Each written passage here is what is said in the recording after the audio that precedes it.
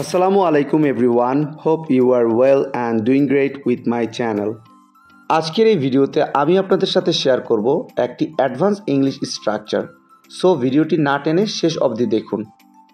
আমার বইটি পড়তে হচ্ছে, আমার কাজটি করতে হচ্ছে, আমার সেখানে যেতে হচ্ছে, আমার গানটি শুনতে হচ্ছে। এই প্রতিটা বাক্যে যে জিনিসটা কমন আমরা দেখতে পাচ্ছি সেটা হলো হচ্ছে। সো যখন আমরা কোনো সেন্টেন্সে এই ধরনের বাক্যগুলো দেখতে পাবো সেক্ষেত্রে আমাদের ব্যবহার করতে হবে হ্যাভিং। এই টাইপের বাক্যগুলোকে ইংলিশে বলতে হলে সেন্টেন্স স্ট্রাকচারটি হবে subject plus am is are plus having plus to plus verb plus others. চলুন তাহলে এই স্ট্রাকচারটি দিয়ে এক্সাম্পলগুলি দেখা যাক। আমার বইটি পড়তে হচ্ছে, I am having to read the book. I am having to read the book. আমার কাজটি করতে হচ্ছে, I am having to do the work.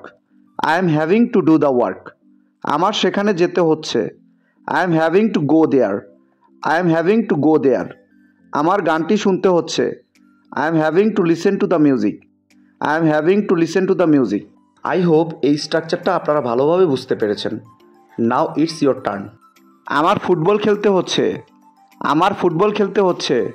এই বাক্যটি ইংলিশে কী হবে আপনারা কমেন্টে লিখে জানাবেন।